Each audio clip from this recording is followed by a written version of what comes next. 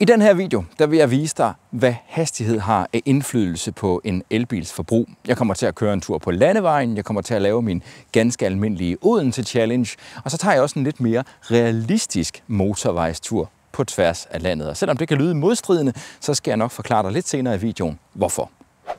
Videoen her er bragt til dig i samarbejde med energiselskabet Energi. Energi bruger jeg selv, både til strøm til mit hus, men altså også til at oplade mine elbiler. Det gør jeg, fordi jeg godt kan lide den måde, tingene foregår på. Jeg kan bedst beskrive det som ordentlighed, og så er priserne rimelige. Videoen er også bragt til dig i samarbejde med Det Grønne E. Når du finder et værksted med Det Grønne E på facaden, så finder du et værksted, der har specialiseret sig i at servicere og reparere el- og hybridbiler. Så er videoen bragt til dig i samarbejde med Keratech. Keratech er eksperter, når det drejer sig om dæk og fælge og dermed komplethjul til elbiler. Sidst men ikke mindst, så er videoen her også bragt til dig i samarbejde med en ny sponsor, nemlig Midtvest IT i Herning. Midtvest IT tilbyder via deres website, som jeg naturligvis også linker til sammen med de øvrige sponsorer i videobeskrivelsen, et gratis, uforpligtende tjek af din virksomheds IT-sikkerhed, men altså også telefonløsning. Husk, at alle de her virksomheder, de støtter mig, men den bedste måde, du kan støtte mig på, det er ved at benytte mine samarbejdspartnere. Lad os så komme ud og køre nogle lange ture i den her ID3'er. Det er den opdaterede Volkswagen ID3, og det vil sige, at når det er en style-udgave som den her, så har den et 59 kWh batteri og en WLTP-opgivet rækkevidde på 430 km. Den kommer jo her i Danmark i hvert fald standard med en varmepumpe. Jeg har været så heldig, at jeg har haft mulighed for at låne bilen i et par uger her hen over julen, og derfor så besluttede jeg mig for, i og med at vejret også bare har været noget bag, at lave den her video, hvor jeg kører en masse i den i stedet for ligesom at se, hvad har hastighed af indflydelse, når man tager den samme bil i forskellige scenarier, men under rimelig ens vejr, hvilket det har været. Altså det har været de her mellem 5 og 8-9 grader og støvregn nærmest konstant. Sådan har julen altså bare været. Der er ikke så meget hvid jul over det i hvert fald. Det første, jeg tænkte mig at vise dig, det var, da jeg første juledag, altså den 25. december, tog bilen ud og kørte en tur rundt omkring Ringkøbing Fjord, altså landevej, en lille bitte smule 90 km/t strækninger, men ellers landevejer og små byer i omkring 135-40 km. Hvis det er sådan, jeg springer ind i navigationsanlægget, så har jeg gjort det, at jeg har sat min første destination i Søndervig, og så kører jeg tilbage mod Varde igen. Den påstår, at jeg rammer Søndervig med 79%. Jeg har 99 lige nu, og så er jeg tilbage på Varde Torv med 62%. Jeg ved ikke lige, hvad vej den egentlig har besluttet sig for. Det kan jeg ikke helt se. Jeg starter i hvert fald med at tage øst om fjorden, og så tager jeg den smukke vestkystrute på turen hjemad igen. Så der er ikke så meget andet at sige, end jeg har lige ladet bilen op, så jeg formoder, at batteriet har en rimelig temperatur. Lad os køre.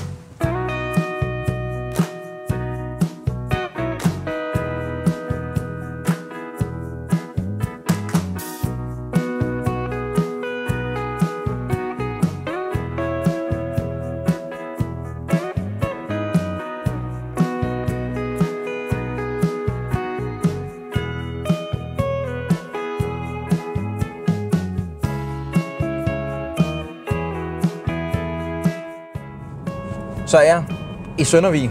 Jeg er kommet frem med 79% state of charge. Bilen navigerer egentlig hele vejen ned til stranden, fordi det var lige den adresse, jeg lige kunne finde. Så det jeg egentlig gør nu, det er at sætte kursen af den smukke Vestkystvej ned mod Varde igen. Jeg skal forbi Hvide Sande og Nymindegab og sådan noget. Og så tilbage til Varde. Og så har jeg nogle tal til dig.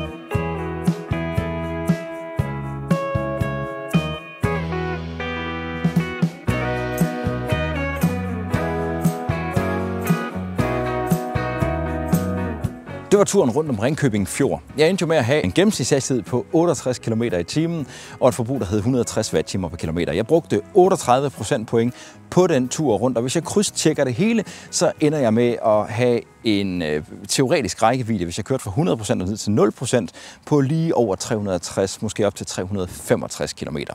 Det næste scenarie, jeg udsætter bilen for, det er så en tur, jeg kørte 3. juledag, altså den 27. december. Jeg havde læst mig frem til, at den 26. december skulle jeg helst undgå på grund af trafik. Men den 27. december var der også en del trafik, og dermed også en del tryk på ved de forskellige ladestationer, som jeg havde behov for at bruge på den her tur, netop fordi jeg kører med et 59 kWh batteri. Og det gjorde også noget ganske interessant i forhold til ladehastigheden. Prøv så med. Så er det blevet tid til at lave en klassisk Odense Challenge her på Bil & TV. Nu har vi lige set en tur på landevej, godt nok her i december måned med rådne temperaturer osv. Og vand på vejen osv. Og der havde bilen jo et forbrug på lige omkring 160 Wh per kilometer. Nu hedder det Odense Challenge, og det er i min bedste overbevisning worst case scenario, hvis du overholder hastighedsgrænserne, men også kører det højst tilladte. Den her bil, der skal speedometer stå på 133 for at køre 133 reelt, og 113 for at køre 110. Og det er altså det, jeg kommer til at gøre i videoen her. Den strækning, jeg kommer til at køre på, der starter jeg her ved Esbjerg Lufthavn, ladeanlægget. Jeg er ved at lade op i øjeblikket.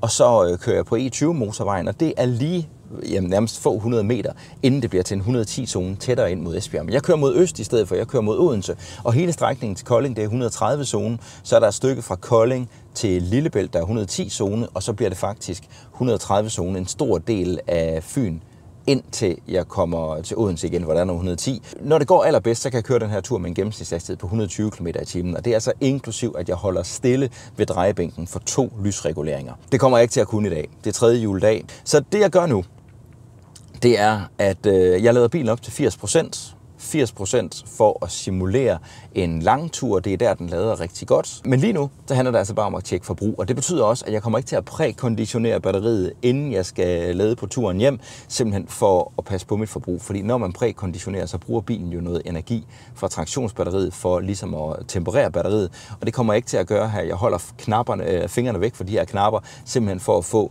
det mest realistiske forbrug. Så det jeg gør nu, det er, at jeg navigerer mod drejebænken. Og der er 129 km. Og hvis vi går ind her og kigger, i øjeblikket der har jeg 61% state of charge, det kan du faktisk se lige der, 61%. Og hvis vi går ind og kigger her, så siger bilen, at den estimerer, at jeg rammer drejebænken med 17%. Det vil sige, at den mener faktisk, at jeg bruger 44% state of charge på turen. Vejret i dag, det er 5-6 grader udenfor i øjeblikket. Det støvregner, det vil sige, at jeg kommer til at køre på våd vej. Hvordan det her estimat det kommer til at stå i forhold til realiteterne, jamen det finder vi jo ud af, når den her Odense Challenge den er overstået. Så nu venter jeg bare på, at jeg har 80% på batteriet, så jeg kan se, at jeg kommer afsted. Så nåede jeg 80%, så er det sådan set bare start stopuret. Kan du se der? Og så kører vi.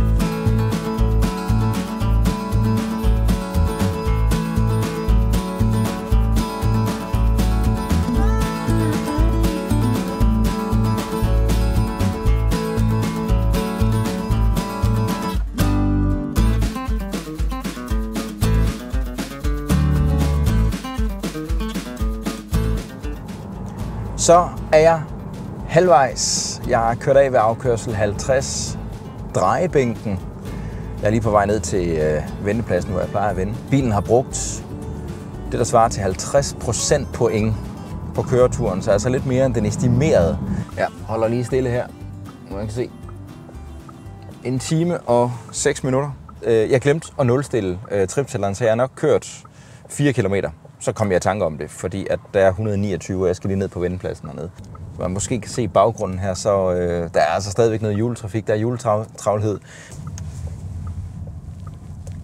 Lige mens jeg holdt stille her for rødt, så har jeg navigeret mod Esbjerg Lufthavn, og hvis jeg klikker her, jeg har selvfølgelig slået al prækonditionering, ruteplanlægning fra, så siger den jo bare, at jeg har ikke strøm nok til at nå frem.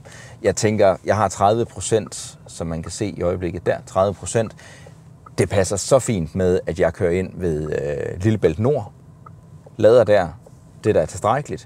Jeg prækonditionerer, som nævnt, ikke på batteriet, for ikke at bruge strøm fra traktionsbatteriet til at varme batteriet. Men hvis vi lige kigger her, så tror jeg faktisk, at jamen, den er faktisk i stand til at lade optimalt. Så nu er det altså bare retning Kolding, og så videre mod Esbjerg igen.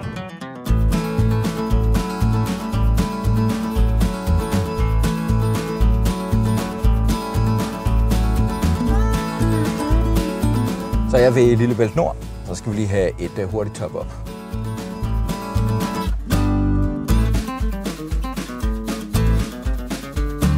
Af en eller anden urensagelig årsag, der er en Tesla Model Y på det andet udtag på ladestanderen her, som skulle være en 300 kW, det vil sige, at jeg skulle i hvert fald have mulighed for at kunne trække 150 kW, jamen så bilen skulle være i stand til at optage 130 i øjeblikket, som man kan se her, men jeg ligger altså lige omkring 100 kW. Jeg tror, det er fordi, der er super travlt. Alle laderne er stort set i brug her på det her site i øjeblikket, og ja, det er sådan, det er at køre juledagene.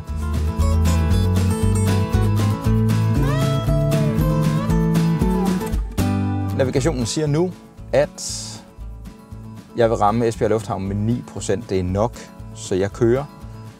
Og jeg har i øjeblikket 39% state of charge, og den lader stadigvæk med lige knap 100 kW. Og så tror jeg går ud og trækker stikket.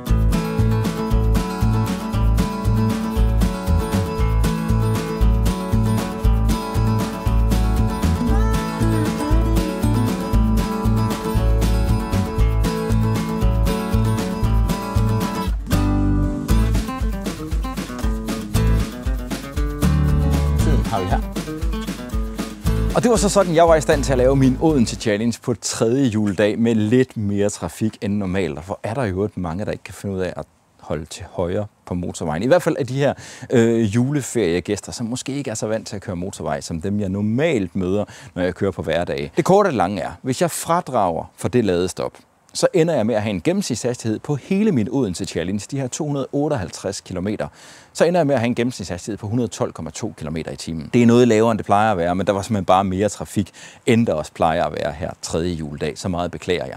Mit forbrug, det endte med at være 224 watt-timer på kilometer. Og det ender med, hvis jeg omsætter det til rækkevidde ud fra det her 59 kWh batteri, og også kigger på, at jeg brugte lige omkring cirka 50% point hver vej, jamen så ender jeg faktisk med at have en teoretisk rækkevidde, hvis jeg starter med 100% og ned til 0%, med en gennemsnitshastighed på 112,2 under de forhold osv., de er cirka 6 graders varme, ikke ret meget vind, våd vej osv., så ender jeg med at have en teoretisk rækkevidde på omkring 263 km.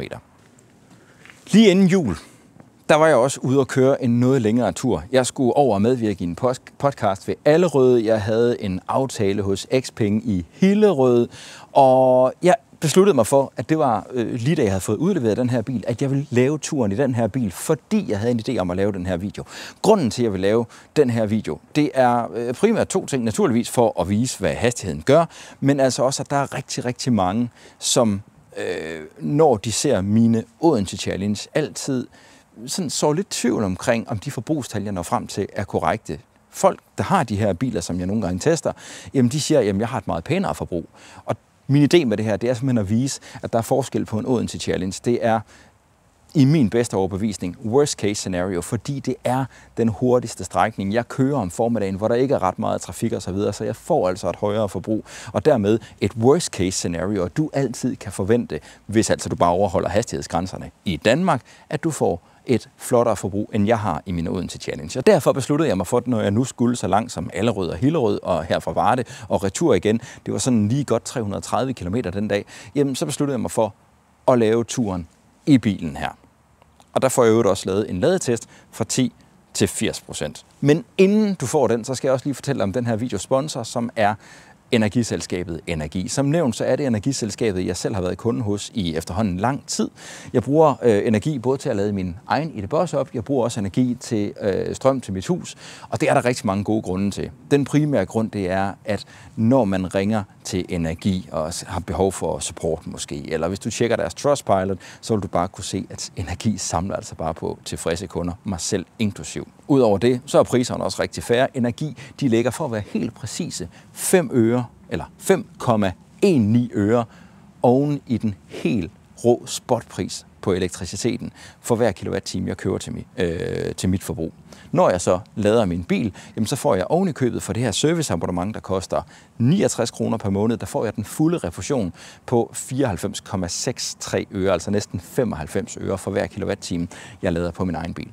Og derfor så synes jeg, der er rigtig mange ting, der taler for, at Energi er måden at gå for mit vedkommende i hvert fald. Også det der med, at vi jo ikke kører mere end de her cirka 15.000 om året, og dermed så er det bare den billigste måde for os at holde det kørende på, altså med variable strømpriser. Og så er man jo også fuldstændig fri til at vælge fuldstændig den oplader, man har behov for, når man en sjælden gang er på farten og risikerer heller ikke, som det kan være her i juletiden, og måske holde i kø nogle steder.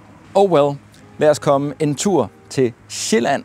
Det var en tur, jeg kørte, jeg mener, det var den 17. december. Det var dagen efter, jeg havde afhentet den her bil, så der var jeg sådan rimelig grøn i mit bekendtskab med den opdaterede ID3'er. Planen for dagen var at medvirke i Thomas a.k.a. Flybymans podcast. Episoden med mig i kan du finde via et link i videobeskrivelsen, når afsnittet udkommer. Thomas' studie ligger ved Allerød, 322 km fra min indkørsel i Varde. På turen foreslog bilen, at jeg skulle lade ved Ringsted, men bilens software bekræftede mig i, at jeg godt kunne nå til Køge. Derfor brugte jeg manuel prækonditionering af batteriet og navigerede med Apple CarPlay til et ladeanlæg ved Køge i stedet for.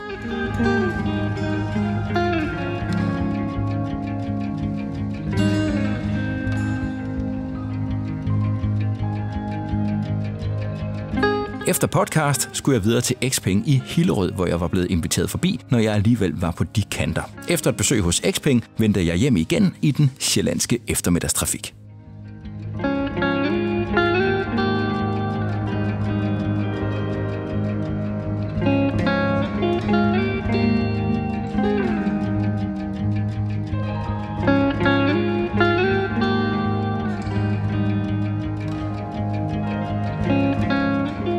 Det endte med at blive en lang, men også super hyggelig dag, og sammenlagt så kørte jeg 685 km på den tur, altså fra Varde til Allerød, fra Allerød til Hillerød, tilbage til Varde igen.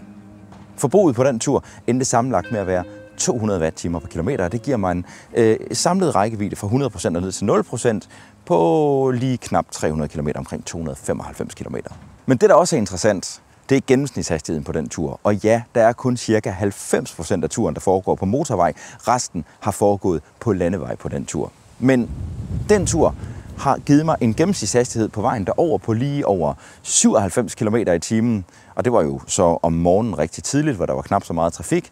Og på hjemturen, der havde jeg en gennemsnitshastighed, der ikke var ret meget over 90 km i timen, og derfor så ender min gennemsnitshastighed på hele turen med at være lige omkring 94 km i timen. Og der har jeg naturligvis fradraget for den tid, jeg har holdt stille for at lade. Jeg ladede jo i omkring 25 minutter i Køge. Der lader bilen jo fra 10 til 80%. Volkswagen, de lover jo 24 minutter fra 10 til 80%. Jeg gjorde det på 25 minutter, og det synes jeg er godkendt, fordi jeg altså også delte laderen med en anden bil, og derfor så har jeg ikke helt kunne kigge på de der 165 kW, som Folkevogn lover, men altså nærmere omkring 150 kW, når man er to, der skal dele sådan en 300 kW lader. Og hvis jeg lige skal opsummere forbruget i den her video, så var det jo, at jeg kørte landevej med omkring 68 km i timen i gennemsnit, og endte med et forbrug på omkring 160 Wh/km. Så var der turen her, altså turen på tværs af landet, hvor jeg ender med et forbrug på omkring 200 Wh/km og en gennemsnitshastighed på omkring 94 km i timen. Og det skal altså sammenholdes med en Odense Challenge. Som jeg siger i den her video, så er det et worst case scenario. Selv en forkølet Odense Challenge, som jeg får lavet i den her video, 3. juledag med masser af trafik, der ender jeg stadigvæk med en gennemsnitshastighed på 112 km i timen, og det giver mig naturligvis også et højere forbrug på mellem 220 og 230 Wh/km. Og det giver naturligvis også en kortere rækkevidde. Det skal man bare lige have i mente, når man ser den her Odense Challenge. Så længe man har tænkt sig at overholde hastighedsgrænserne i Danmark, så skal du formode, at det er et worst case scenario.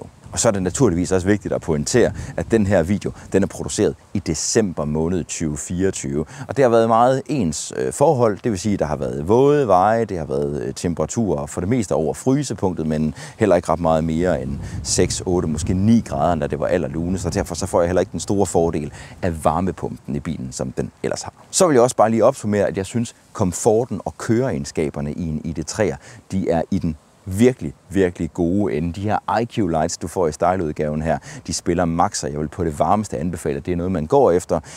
Jeg savner lidt Travel Assist. Det har bilen her ikke. Den er kun ACC, altså almindelig adaptiv fartpilot. Det kan rigtig mange gode ting, men jeg savner sådan i særdeleshed den her autostyringsfunktion, som man får, hvis man får Travel Assist. Hvis du vil se flere videoer om elbiler, så tjek den video, der ligger lige her. Herover, hvor jeg står med pistolfinger, der kan du trykke, hvis du gerne vil være gratis abonnent af min kanal. Husk, at der ligger relevante og spændende links i videobeskrivelsen, og at du allerbedst støtter mig ved at benytte mine samarbejdspartnere. Og husk så også at passe godt på dig selv og hinanden på YouTube, og tal pænt i kommentarsporet.